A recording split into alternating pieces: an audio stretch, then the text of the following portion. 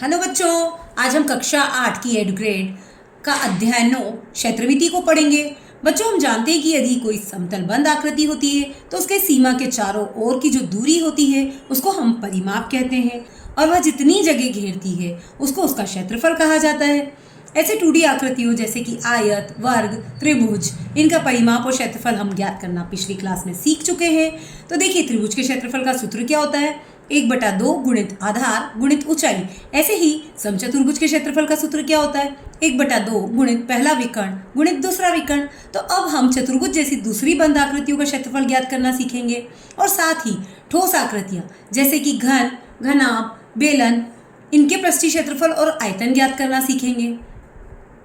तो देखिए बच्चों, बहुभुज को त्रिभुज या चतुर्भुज में बांटकर उसका क्षेत्रफल हम ज्ञात कर सकते हैं। जैसे कि ये हमें एक बहुभुज दिखाई दे रहा है, इसको हम चाहें तो बीच में से ऐसे एक लाइन खींचकर 2 टुकड़ों में बांट सकते हैं। नीचे एक चतुर्भुज हो जाएगा और ऊपर एक त्रिभुज हो जाएगा, या फिर बीच में से ऐसी खड़ी लाइन खींचकर 2 समलंब चतुर्भुज बना सकते हैं और इनका क्षेत्रफल अलग अलग ज्ञात करके आपस में जोड़कर पूरे का क्षेत्रफल ज्ञात किया जा सकता है। तो देखिए, बहुभुज ABCDE का क्षेत्रफल ज्ञात करने के लिए हम त्रिभुज ABE का क्षेत्रफल ज्ञात कर लेंगे और आयत BCDE का क्षेत्रफल ज्ञात कर लेंगे और दोनों को जोड़ देंगे तो हमें पूरे फिगर का क्षेत्रफल मिल जाएगा। ऐसे ही इसको हम दूसरी तरह से भी कर सकते हैं। तो हमने इसको यहाँ बीच में से खड़ा 2 भागों में बांट दिया है, तो इससे ABC और यहाँ हमने नाम दे दिया F, तो ABCF का क्षेत्रफल और एक तरफ हम ले लेंगे AEDF का क्षेत्रफल और इन दोनों को हम आपस में जोड़ देंगे तो भी हमें इसका आंसर मिल जाएगा।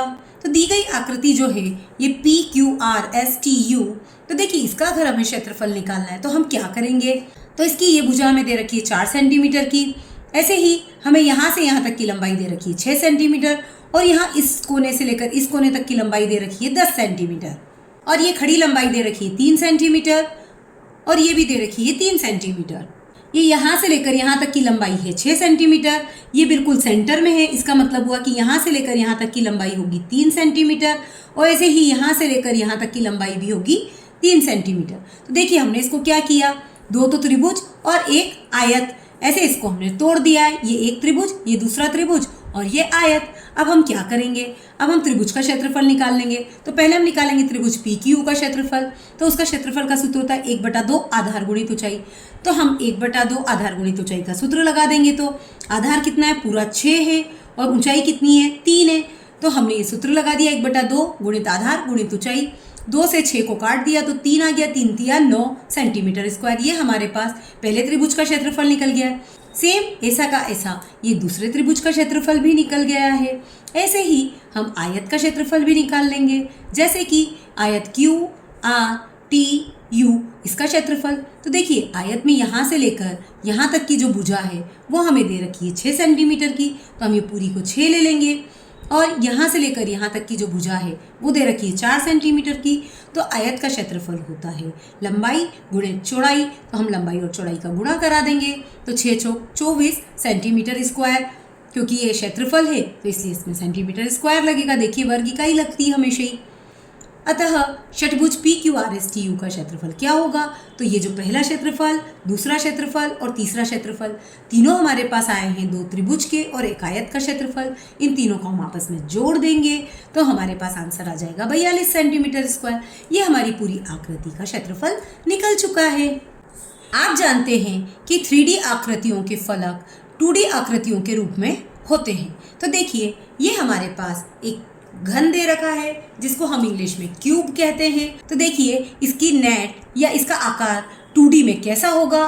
तो ये देखिए, ये हमारे पास एक घन की जो आकृति होती है 2D में, ये रही ये नेट और सेम वैसा ही हमने ये कटिंग कर रखी है। इसको जब हम ऐसे मिला देंगे तो देखिए, ये एक घन की आकृति बन जाएगी। इसको आप ध्यान से देख सकते हैं। ये देखिए, ये एक डाइस जैसा बन गया, एक बॉक्स जैसा दिख रहा है आप लोगों को, अच्छे से दिख रहा है। देखिए, इसको हम हर डायरेक्शन में देख सकते हैं। ऐसे ही हमें ये एक बेलन की आकृति दे रखी है और उसकी नेट एक आयत और 2 वृत्त दे रखे हैं। तो देखिए, इससे बेलन कैसे बनेगा हम बनाकर देखते हैं। तो देखिए, ये एक वृत्त है, इसके ऊपर देखिए ये एक आयत है। इस आयत को हम ऐसे गोल घुमा देते हैं और गोल घुमाकर इसके नीचे की तरफ एक वृत्त लगा देते हैं और इसके ऊपर भी एक वृत्त लगा देंगे। आप इसको देख सकते हैं, इसके नीचे आपको एक वृत्त दिखाई दे रहा होगा और ऊपर का हमने जान करके खुला छोड़ा है ताकि आप देख सकें। तो ये एक बेलन का आकार बन गया है। इसको हम अगर आड़ा करते हैं तो देखिए ये एक बेलन जैसा बन गया है, ये दिख रहा है ऐसा रोल। तो इसकी आकृति कैसी हुई, एक आयत और दो वृत्त की आकृति हुई है।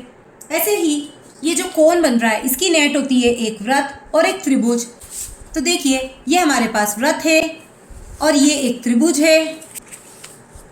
तो देखिए वृत्त और त्रिभुज से कुछ इस प्रकार से हम कोन बना सकते हैं। फिर हमारे पास चौथी आकृति दे रखी है प्रिज्म की। तो देखिए इसके लिए बीच में एक स्क्वायर है और आसपास 4 त्रिभुज हैं। इसको अगर हम ऐसे मिला देते हैं तो देखिए ये एक प्रिज्म की तरह तैयार हो गया है।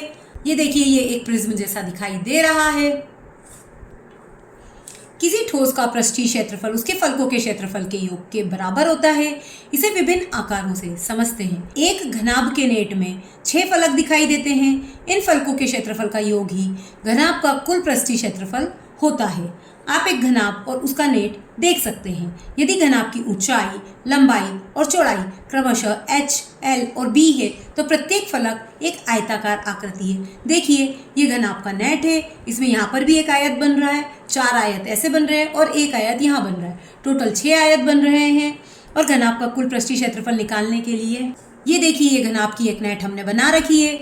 इसका ज़रूरी नहीं है कि ये नेट यहाँ और ये नेट यहीं हो, ये नेट ऐसे आमने सामने भी हो सकती है। देखिए इससे हम घनाभ बनाकर आपको दिखाते हैं।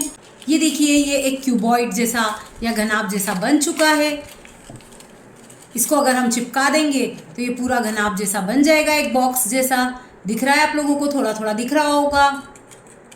और इसे आप अपने घर पर भी ऐसा बना सकते हैं। इस नेट को इस आकार में आप काट सकते हैं, 2 फलक आमने सामने और ये 4 फलक बीच में।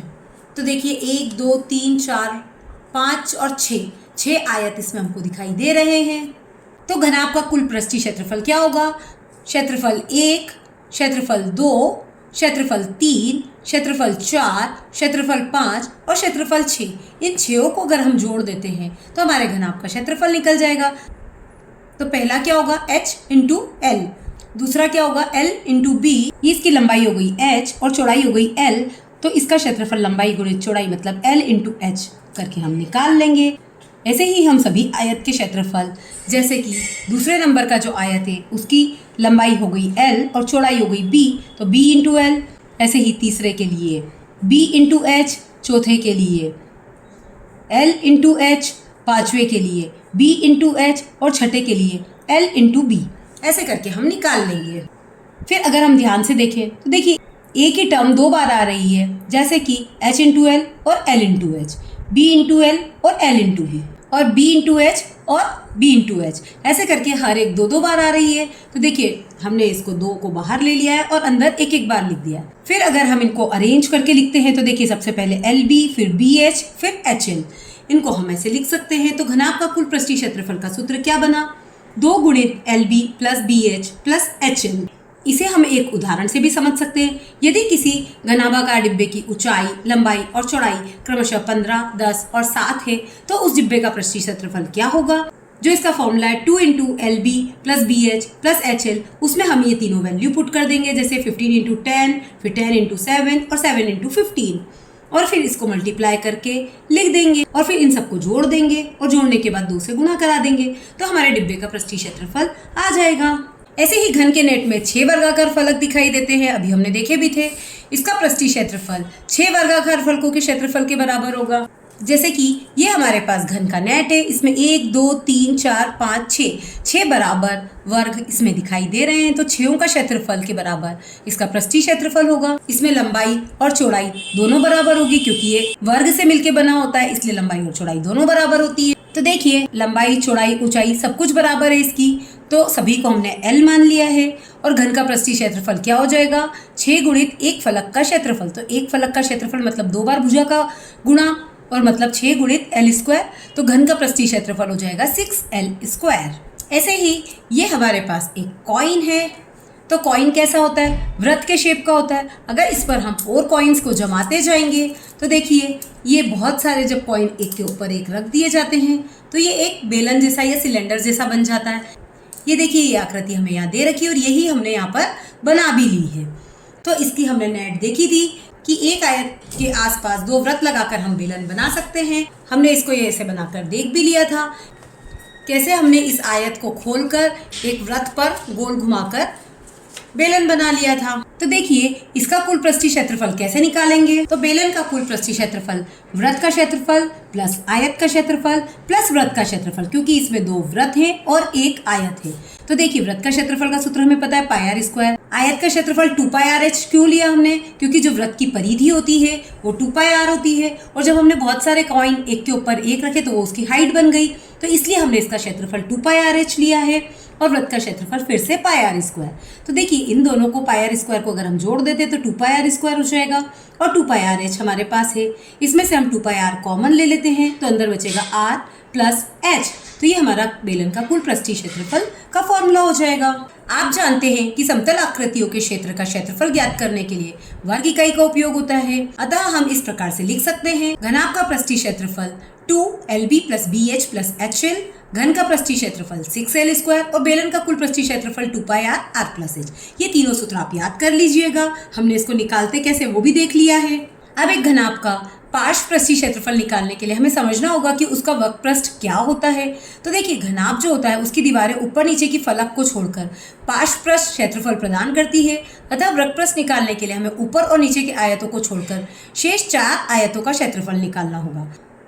चित्र के अनुसार समझें तो इस घनाभ के वक्रपृष्ठ के लिए आयतों AEFB, DHEA, DHGC और CGFB के लिए क्षेत्रफलों का योग करना होगा। तो घनाभ का वक्रपृष्ठीय क्षेत्रफल हम कैसे निकाल सकते हैं। लंबाई गुणित ऊंचाई, ऊंचाई गुणित चौड़ाई, लंबाई गुणित ऊंचाई और ऊंचाई गुणित चौड़ाई, ये हमने इसके अकॉर्डिंग ले लिया है। तो अब यहाँ पर क्या हो जाएगा, 2 बार BH आ गया और 2 बार HL आ गया। तो इसका मतलब हो गया 2 × हाइट और लंबाई और चौड़ाई को जोड़ दिया है। तो मतलब घनाभ का वक्रपृष्ठीय क्षेत्रफल हुआ 2H ब्रैकेट में L + B। बच्चों आपको पता है कि घन की लंबाई चौड़ाई और ऊंचाई बराबर होती है, इसलिए फलक वर्गाकार होते हैं। तो उसकी जो लंबाई है चौड़ाई है ऊंचाई इक्वल है। तो इसका जो क्षेत्रफल निकलेगा उसमें लंबाई चौड़ाई की जगह दोनों में हम L ले लेंगे तो L स्क्वायर। तो ऐसा हमको कितनी बार लेना होगा, 4 बार, 1 2 3 4। तो देखिए घन का वक्रपृष्ठीय क्षेत्रफल क्या हो जाएगा, 4L स्क्वायर, क्योंकि यहाँ पर अलग अलग थे लंबाई चौड़ाई और यहाँ पर लंबाई चौड़ाई समान है, इसलिए 4L स्क्वायर हो जाएगा। अब बच्चों ये आयतन क्या होता है। तो आयतन को समझने के लिए आपको याद होगा आपने बचपन में प्यासे कौवे की कहानी देखी होगी। जैसे जैसे वो घड़े में कंकड़ डालता जाता है पानी ऊपर आता जाता है। मतलब अगर कोई ठोस चीज़ है तो वो अपनी जगह घेरेगी, तो जगह घेरने को ही हम आयतन कहते हैं। जैसे कि यदि हम पानी के भरे ग्लास में कोई गेंद डाल देते हैं तो पानी ऊपर आ जाता है। पानी के अलावा भी अन्य स्थितियाँ हो सकती है, जैसे कि साबुन की बट्टियाँ किसी घनाभाकार बक्से में रखकर पैक की जाती है, किसी हॉल में कुर्सी टेबल जगह घेर लेती है, या आयताकार जमीन के ऊपर घर या इमारतें बनाई जाती है। इन सभी स्थितियों में स्थान घेरने का काम होता है। कोई पुस्तक रबर की तुलना में अधिक स्थान घेरती है। तो ऐसे हम कह सकते हैं कि किसी ठोस वस्तु द्वारा घेरे गए स्थान को उसका आयतन कहते हैं। यहाँ हम ठोस का आयतन ज्ञात करने के लिए घन इकाई का उपयोग करेंगे। जैसे कि हम क्षेत्रफल में वर्ग इकाई का उपयोग करते थे, वैसे ही हम आयतन में घन इकाई का उपयोग करेंगे, क्योंकि घन सबसे अधिक सुविधाजनक ठोस आकार है। ठीक उसी प्रकार से किसी क्षेत्र का क्षेत्रफल मापने के लिए वर्ग सबसे सुविधाजनक आकार है। तो देखिए 1 घन सेंटीमीटर मतलब क्या होता है, 1 सेंटीमीटर गुणित 1 सेंटीमीटर गुणित 1 सेंटीमीटर मतलब 1 सेंटीमीटर क्यूब। तो 1 घन मीटर मतलब 1 मीटर गुणित 1 मीटर गुणित 1 मीटर, तो 1 मीटर की घात 3। आइए घन घनाभ बेलन का आयतन ज्ञात करने के लिए एक एक ठोस पर चर्चा करते हैं। समान आकार के 36 घनों का उपयोग करते हुए हम एक घनाभ बनाने के लिए इन्हें अनेक प्रकार से व्यवस्थित कर सकते हैं। देखिए ये हमारे पास 36 घन है, इसको हम ऐसे भी जमा सकते हैं जिसमें 12 लाइन ऐसे है और 3 लाइन ऐसे है। तो 12 × 12, 12 दूनी 24, 12 36। तो इसमें 12 तो लंबाई हो गई, 3 चौड़ाई हो गई और 1 ऊंचाई हो गई है। अब ऐसे ही इसको हम 6 की 2 लाइन में डबल रख सकते हैं। तो 6 इसकी लंबाई हो जाएगी, 3 चौड़ाई और 2 ऊंचाई हो जाएगी। या फिर इसे हम 9 लंबाई 1 चौड़ाई और 4 ऊंचाई के रूप में भी जमा सकते हैं। तो देखिए 9 × 36 फिर भी हो रहा है। और या फिर इसे हम 6 ऐसे और 6 ऐसे मतलब 6 लंबाई में और 6 चौड़ाई में भी जमा सकते हैं और ऊंचाई में 1, तब भी इसका आयतन 36 आएगा। तो देखिए हम कितने सारे तरीके से एक घन को व्यवस्थित कर सकते हैं। प्रत्येक घनाभ का आयतन 36 घन इकाई है, क्योंकि सभी घनाभ 36 घनों के उपयोग से बनाए गए हैं। देखिए इसमें सब में 36 घनों का उपयोग किया गया है, इसलिए प्रत्येक घनाभ का आयतन जो वो 36 घन इकाई के बराबर है। तो यहाँ पर जो ये घन इकाई यूज किया गया वो इसीलिए किया गया है कि यहाँ पर घनों की संख्या 36 है। ऐसे ही वर्ग इकाई भी इसीलिए यूज किया जाता है कि वहाँ वर्गों की संख्या उतनी है। प्रत्येक घनाभ का आयतन उसकी लंबाई, चौड़ाई और ऊंचाई के गुणनफल के समान होता है।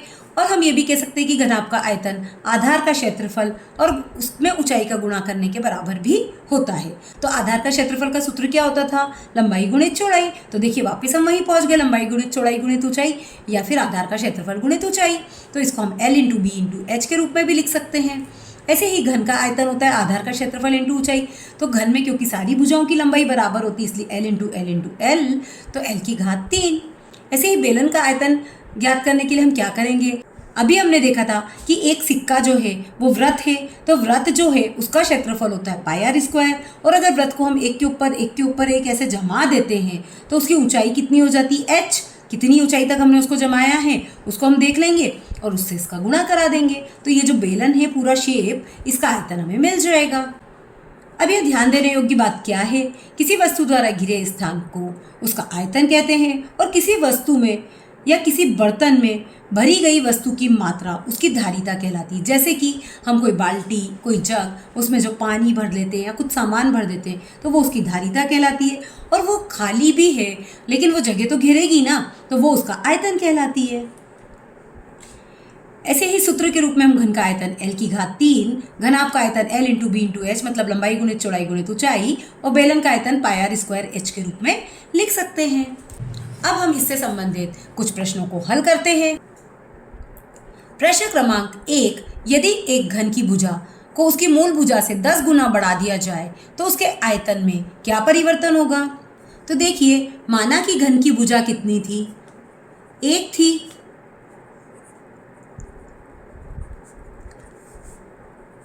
अब अगर उसे हम 10 गुना बढ़ा देते हैं, मतलब 10 कर देते हैं, तो उसका आयतन कैसे निकालेंगे हम? घन का आयतन क्या होता है? लंबाई गुणित चौड़ाई गुणित ऊंचाई, और घन की तो लंबाई चौड़ाई ऊंचाई बराबर होती है, मतलब L की घात 3। तो L की जगह हम क्या इस्तेमाल करेंगे?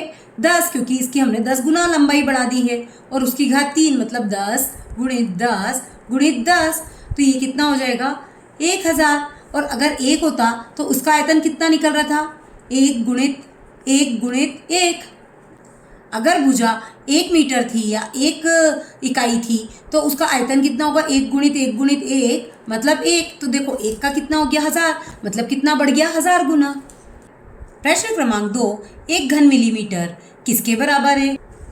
तो देखिए, हम जानते हैं कि 1 सेंटीमीटर बराबर 10 मिलीमीटर होता है। तो 1 घन मिलीमीटर को हमको सेंटीमीटर में कन्वर्ट करना है, तो हम क्या करेंगे? हम 10 का 3 बार भाग दे देंगे, क्योंकि 1 घन मिलीमीटर को हमको सेंटीमीटर में बदलना है, तो घन के कारण हमें 3 बार भाग देना पड़ेगा 10 का। तो ये सेंटीमीटर में बदल जाएगा। 10 का गुणा करने पर ये 1000 हो जाएगा। अब जब 1 में हम 1000 का भाग देते हैं तो हमें कुछ नहीं करना है, जो 1 लिखा है उसके 3 अंक पहले दशमलव लगा देना है। हमारा आंसर हो जाएगा 0.001 सेंटीमीटर क्यूब। तो इसका आंसर सी सही होगा, 0.001 सेंटीमीटर क्यूब। प्रश्न क्रमांक 3, 2 बेलनों की त्रिज्या का अनुपात 1:2 है तथा इनकी ऊंचाइयों का अनुपात 2:3 है। उनके आयतनों का अनुपात कितना होगा? तो देखिए, त्रिज्याओं का अनुपात हमें दिया है तो इसको हम R1 R2 मान लेते हैं। ऐसी ऊंचाइयों का अनुपात भी हमें दिया है तो इसे हम H1 H2 मान लेंगे, और आयतन का अनुपात हमें ज्ञात करना है। तो देखिए, इसको हम हल कैसे करेंगे? दोनों त्रिज्याओं के अनुपात R1/R2 = 1/2 ये हमें दिया है। ऐसे ही H1/H2 मतलब ऊंचाइयों का अनुपात 2:3 ये भी हमें दिया है। तो पहले बेलन का आयतन और दूसरे बेलन का आयतन, इसका अनुपात ज्ञात करने के लिए हम क्या करेंगे? इन दोनों के आयतन का सूत्र लिख लेंगे। जैसे बेलन के आयतन का सूत्र होता है πr²H, तो उसमें हम R की जगह R1 और H की जगह H1 कर देंगे। ऐसे ही दूसरे बेलन के लिए भी हम सेम सूत्र लिख देंगे πr²H, और उसमें R की जगह R2 और H की जगह H2 कर देंगे। अब देखिए पाए से पाए तो कट गया, बचा क्या R1/R2 और दोनों पे घात 2 है, इसलिए हमने क्या किया इन दोनों को एक साथ लेकर घात 2 को बाहर कर दिया। और R1/R2 का मान कितना था 1/2, तो वो हमने यहाँ लिख दिया। ऐसे ही H1/H2 का मान कितना था 2/3, तो वो हमने यहाँ लिख दिया। अब 1/2 को 2 बार गुणा करेंगे तो कितना हो जाएगा 1/4 और गुणित 2/3। अब 2 को 4 से काटेंगे तो कितना आ जाएगा 1/2 गुणित 1/3 मतलब 1/6। तो इसका अनुपात का आंसर आ जाएगा 1/6। तो हमारा आंसर बी सही होगा, 1:6।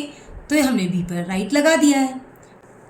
प्रश्न क्रमांक 4, एक चतुर्भुज के दो विकर्णों की लंबाई क्रमशः 30 सेंटीमीटर और 16 सेंटीमीटर है, इसका क्षेत्रफल कितना होगा। तो देखिए हम समचतुर्भुज के क्षेत्रफल का सूत्र जानते हैं।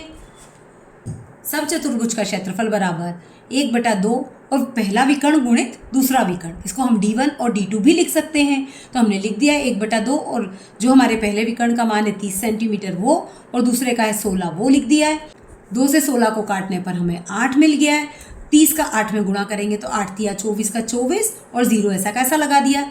हमारे पास समचतुर्भुज का क्षेत्रफल 240 सेंटीमीटर स्क्वायर या वर्ग इकाई आ चुका है।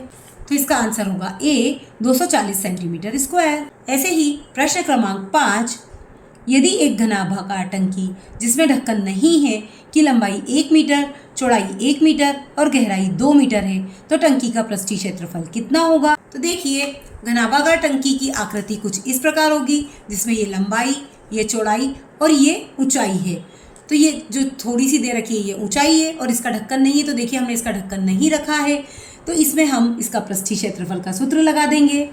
लेकिन घनाभ का पृष्ठीय क्षेत्रफल का सूत्र क्या होता है, 2 और सभी भाग जो ये घनाभ होता है तो उसके हर एक हिस्से का 2-2 बार क्षेत्रफल होता है। जो बॉटम है ये वाला हिस्सा जिसमें लंबाई और चौड़ाई आ रही है, देखो एक नीचे आ रहा है और एक इसके ढक्कन में आता। ऐसे ही ये वाला जो हिस्सा है ये एक बार इधर और एक बार इधर आ रहा है। ऐसे ही ये वाला हिस्सा एक बार इधर एक बार इधर आ रहा है, मतलब हर एक हिस्सा 2-2 बार आता है। लेकिन क्योंकि इसका ढक्कन नहीं है ना, तो देखिए ये हिस्से तो 2 बार आ गए, ये हिस्सा भी 2 बार आ गया। लेकिन जो ये नीचे वाला हिस्सा है सेम उसी के साइज का उसका बड़ा ढक्कन होता, लेकिन वो नहीं आ रहा है। तो हम क्या करेंगे, इसका जो सूत्र है उसमें से एक बार लंबाई चौड़ाई कम कर देंगे। तो ये सूत्र है इसका घनाभ का पृष्ठीय क्षेत्रफल का 2 गुणित लंबाई चौड़ाई प्लस चौड़ाई ऊंचाई प्लस ऊंचाई और लंबाई। देखिए ये चौड़ाई और ये ऊंचाई ये तो आ रही है 2 बार, ऐसे ही ये लंबाई और ये ऊंचाई ये भी 2 बार आ रही है, बस लंबाई और चौड़ाई ये 2 बार नहीं आ रही है। तो ये जो लंबाई चौड़ाई वाला कॉलम था इसमें से हम एक बार माइनस कर देंगे लंबाई चौड़ाई। तो लंबाई चौड़ाई प्लस 2 बार चौड़ाई ऊंचाई प्लस 2 बार ऊंचाई और लंबाई। फिर इनके मान हमें दे रखे हैं। फिर देखिए हमें घनाभ की लंबाई 1 मीटर, चौड़ाई 1 मीटर और ऊंचाई 2 मीटर ये दे रखी है, तो उसको हम इस सूत्र में रखते जाएंगे। एल की जगह लंबाई का 1, चौड़ाई का बी की जगह 1, ऐसे ही सबके मान रख देंगे। 2 गुणित बी की जगह 1 और एच की जगह 2, ऐसे ही फिर प्लस में 2 गुणित एच की जगह 2 और एल की जगह 1, ये हमने मान रख दिए हैं। अब इनका आपस में गुणा करा देंगे, तो 1 एकम 1, 2 दूनी 4, 4 का 1 में गुणा करेंगे तो 4 ही आएगा। ऐसे ही 2 दूनी 4। अब इन सबको आपस में जोड़ देंगे, 4 और 4 8 और 1 9 वर्ग मीटर। तो ये हमारा आंसर आ गया है बी 9 वर्ग मीटर। प्रश्न क्रमांक 6, एक ऐसे घन की भुजा ज्ञात कीजिए जिसका संपूर्ण पृष्ठीय क्षेत्रफल 600 सेंटीमीटर स्क्वायर है। तो देखिए घन का संपूर्ण पृष्ठीय क्षेत्रफल का सूत्र होता है 6a स्क्वायर और वो हमें दे रखा है 600 के बराबर। तो इन दोनों को हमने आपस में बराबर रख दिया है। अब ये जो 6 है इसको हम डिवाइड में ले जाते हैं। 6 को 600 से काटेंगे तो कितना आ जाएगा 100। फिर 100 के वर्गमूल हमको निकालना आता है, क्योंकि ये 1 की घात 2 है तो इसको हम अभाज्य गुणनखंड से इसके वर्गमूल निकाल लेते हैं। तो देखिए यहाँ पर 2 बार आ रहा है और 5 2 बार, मतलब 5 दूनी 10 इसका वर्गमूल होगा। तो इसकी भुजा का मान आ जाएगा 10 सेंटीमीटर। प्रश्न क्रमांक 7, एक समचतुर्भुज का क्षेत्रफल 24 सेंटीमीटर स्क्वायर है और विकर्णों में से एक की लंबाई 8 सेंटीमीटर है और दूसरा विकर्ण ज्ञात कीजिए। तो देखिए हमें क्या क्या दे रखा है, विकर्ण की लंबाई दे रखी है एक तो 8 सेंटीमीटर और समचतुर्भुज का क्षेत्रफल दे रखा है 24 सेंटीमीटर स्क्वायर। अब इसका सूत्र क्या होता है, 1/2 D1 × D2। तो उसको हम 24 के बराबर रख देते हैं। एक विकर्ण जिसका मान दे रखा है उसको हम लिख लेते हैं। तो देखिए इस 2 को हम 8 से काट देंगे तो कितना आ जाएगा 4। तो यहाँ हमने लिख दिया 4 गुणित D2। अब इस 4 को 24 के बटे में ले जाते हैं या भाग दे देते हैं, तो 4 के पहाड़े से 24 कटेगा 6 बार में। तो D2 मतलब विकर्ण दूसरा आ गया 6 सेंटीमीटर। तो ये हमारा आंसर हो गया, दूसरा विकर्ण बराबर 6 सेंटीमीटर। प्रश्न क्रमांक 8, 21 सेंटीमीटर चौड़ाई वाले एक आयताकार कागज को लंबाई के अनुदिश मोड़कर 20 सेंटीमीटर त्रिज्या वाला एक बेलन बनाया जाता है। बेलन का आयतन ज्ञात कीजिए। तो देखिए हमने देखा था ना कि बेलन जो भी बनाए जाते हैं आयताकार कागज से ही बनाए जाते हैं। तो यहाँ 21 सेंटीमीटर चौड़ाई वाले आयताकार कागज को लिया है। तो अब हम क्या करेंगे, क्योंकि बेलन की त्रिज्या में 20 सेंटीमीटर त्रिज्या वाला बेलन बनाने को बोला है, मतलब त्रिज्या हो गई 20 सेंटीमीटर और जो ये 21 सेंटीमीटर चौड़ाई है उसके अकॉर्डिंग हम इसको बेलन बना रहे हैं, तो ये उसकी ऊंचाई हो जाएगी 21 सेंटीमीटर। और बेलन का आयतन का सूत्र हमें पता है पाई आर स्क्वायर एच। तो पाई का मान हमें पता है 22/7 होता है। आर 20 सेंटीमीटर है तो 20 को 2 बार गुणा करा दिया क्योंकि आर की घात 2 है, और एच मतलब ऊंचाई, तो उसको हमने लिख दिया यहाँ 21।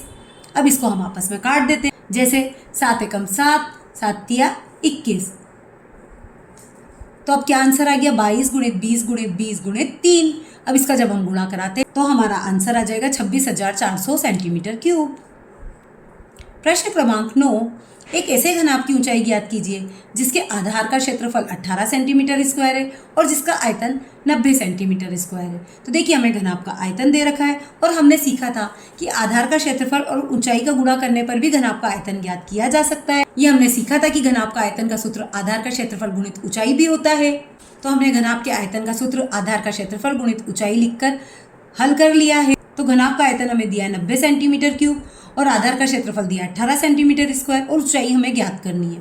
तो 90 के बटे में 18 ले जाएंगे और सेंटीमीटर स्क्वायर भी। तो ये 2 बार था और ये 3 बार था, मतलब 2 बार कट गया। तो यहाँ पर 3 बार में से 2 बार कम हुआ तो कितना बच गया, 1 बार का सेंटीमीटर, और 18 पंजे 90 मतलब 5 बार बच गया। तो ऊंचाई कितनी हो गई हमारी 5 सेंटीमीटर। प्रश्न क्रमांक 10, 2 घनों के आयतनों का अनुपात 1:64 है, इसके पृष्ठीय क्षेत्रफल का अनुपात ज्ञात कीजिए। तो माना घनों की लंबाई L1 व L2 है, तो घन का आयतन का अनुपात क्या होगा, L1 cube upon L2 cube बराबर 1/64।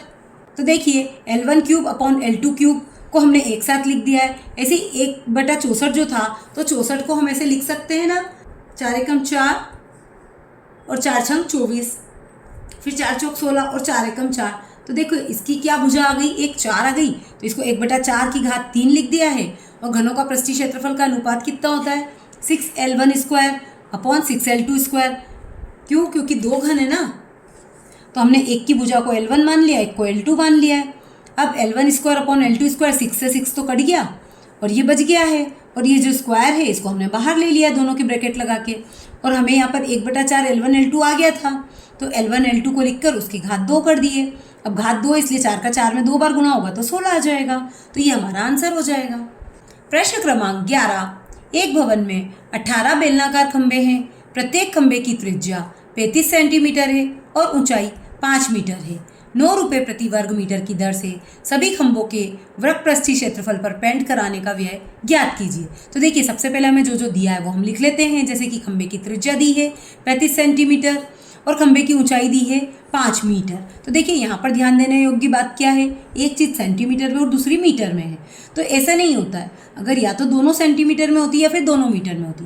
तो ये जो 35 सेंटीमीटर है इसको भी हम मीटर में बदल देते हैं। तो मीटर में बदलने के लिए हमें 1 मीटर में कितने सेंटीमीटर होते, 100, तो 100 से भाग देना पड़ेगा। तो अब ये मीटर में आ गया। अब खंभे का वृत्तपृष्ठीय क्षेत्रफल का सूत्र क्या है, 2πRh। तो 2πRh के लिए हम क्या करेंगे, 2 × पाई का मान होता है 22/7 गुणित आर की वैल्यू हमने यहाँ से निकाली थी 35/100 मीटर में, और ऐसे ही ऊंचाई है 5 मीटर। तो सबको लिख लिया। फिर इनको हल करेंगे, जैसे कि 7 के पाड़े से 35 को काटेंगे तो 7 पंजे 35, फिर 5 के पाड़े से 100 को काटेंगे तो 5 से 20 बार में कट जाएगा। वापस 5 के पाड़े से इसको काटेंगे तो 5 चौक 20। अब 2 के पहाड़े से इसको काटेंगे, 2 एकम 2, 2 दूनी 4, फिर 2 से इसको 22 को काटेंगे तो कितना आ जाएगा 11। तो देखिए खंभों की संख्या कितनी थी 18, तो 18 खंभों के वृत्तपृष्ठ का क्षेत्रफल निकालने के लिए हमें क्या करना पड़ेगा, 18 से जो एक खंभे का वृत्तपृष्ठीय क्षेत्रफल है उसमें गुणा करा देंगे तो हमारे 18 खंभों का आ जाएगा 198 मीटर स्क्वायर। अब 9 रुपये प्रति मीटर की दर से पेंट कराने पर क्या व्यय बैठेगा 18 खंभों का, तो जो 18 खंभों का वृत्तपृष्ठीय क्षेत्रफल था उसमें हम 9 का गुणा करा देते हैं, तो ये 9 का गुणा कराने पर 1782 रुपये आ गए, तो इतना खर्चा बैठेगा। ऐसे ही प्रश्न क्रमांक 12, एक कंपनी चाय पत्ती बेचती है। चाय पत्ती को पैक करने के लिए घनापाकार डिब्बों का उपयोग किया जा रहा है। डिब्बा पी की विमाएं 3 सेंटीमीटर, 8 सेंटीमीटर और 20 सेंटीमीटर है और डिब्बा क्यू की विमाएं 2 सेंटीमीटर, 10 सेंटीमीटर और 24 सेंटीमीटर है। तो डिब्बे का कौन सा आकार कंपनी के लिए आर्थिक दृष्टि से लाभदायक होगा और क्यों?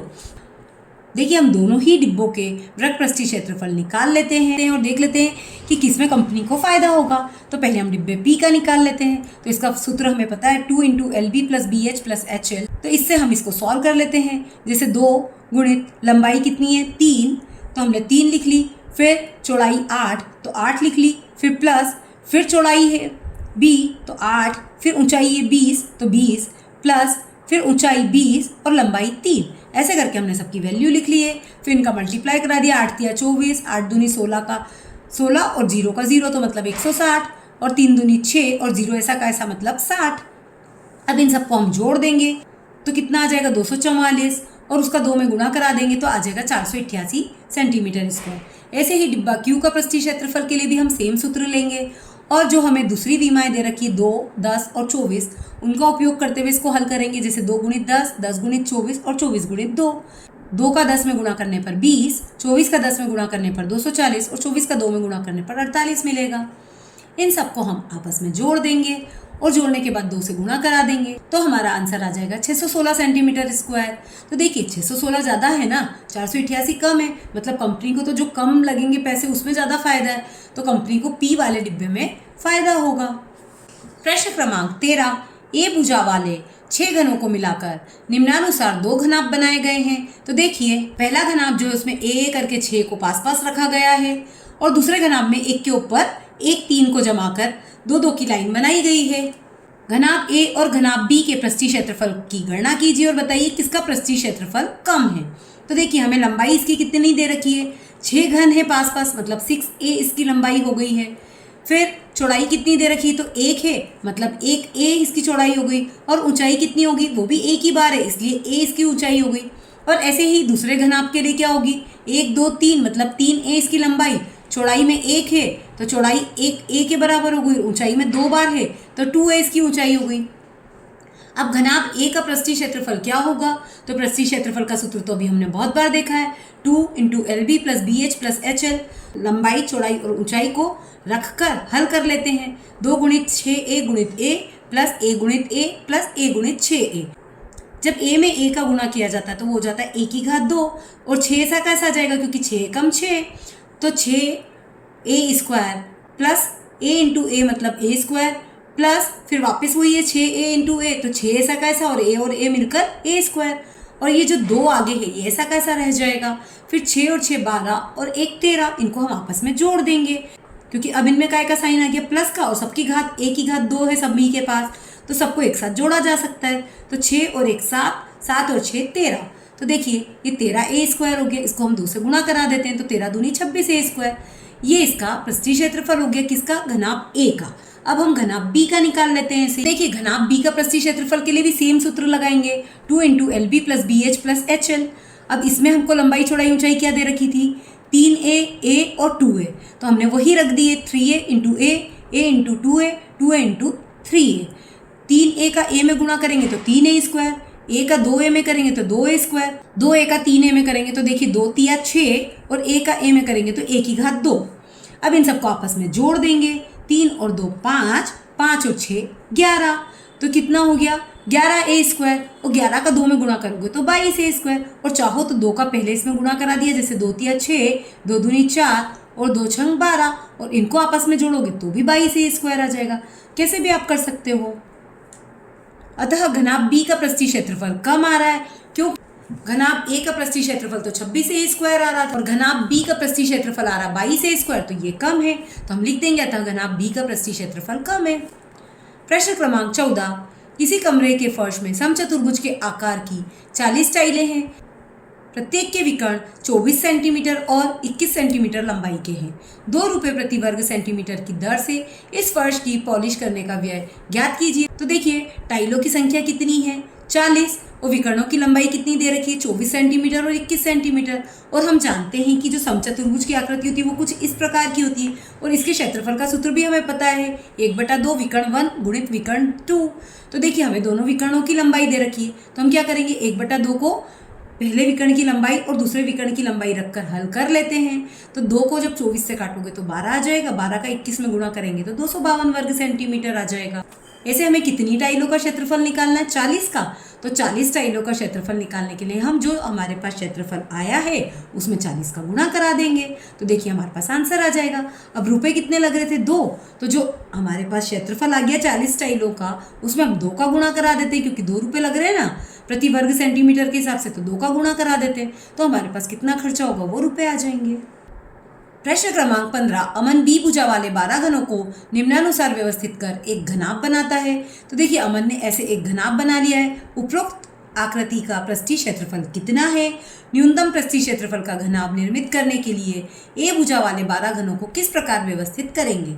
तो देखिए हमने ये जो है इसका एक क्षेत्रफल निकाल लेते हैं। तो ये घनाभ का पृष्ठीय क्षेत्रफल क्या होगा? सूत्र हमें पता है 2 × LB + BH + HL।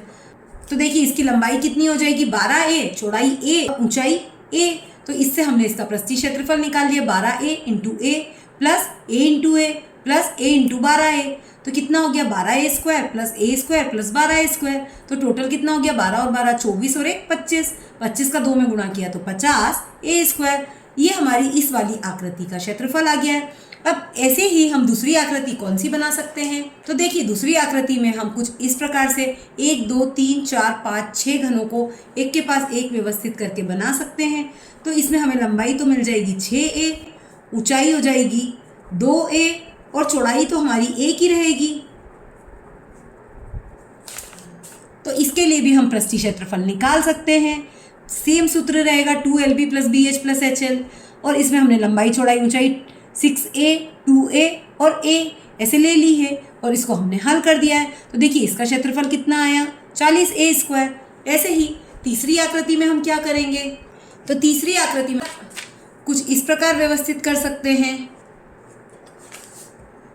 तीसरी आकृति में हम कुछ इस प्रकार व्यवस्थित कर सकते हैं कि लंबाई उसकी 3a हो जाए, चौड़ाई भी 2a हो जाए, ऊंचाई भी 2a हो जाए, मतलब यहाँ पर 2 की लाइन लग जाए। तो यहाँ कितना हो जाएगा लंबाई, चौड़ाई और ऊंचाई ये तीनों आ जाएगी। इससे हम ज्ञात कर लेंगे। तो देखिए ये हमारी लंबाई गुणित चौड़ाई, फिर चौड़ाई गुणित ऊंचाई, फिर ऊंचाई गुणित लंबाई, ऐसे करके इसको हम हल कर लेंगे। तो 3 दूनी 6a², 2 दूनी 4a² और 3 दूनी 6a²। 6 और 4 10, 10 और 6 16a²। तो 16 दूनी 32, 32a² हो जाएगा। इस प्रकार हम अलग अलग रूप से व्यवस्थित करके अलग अलग पृष्ठीय क्षेत्रफल ज्ञात कर सकते हैं। और देखिए जब हम एक के ऊपर एक ज़्यादा बार रखते हैं तब उसका पृष्ठीय क्षेत्रफल कम निकलता है।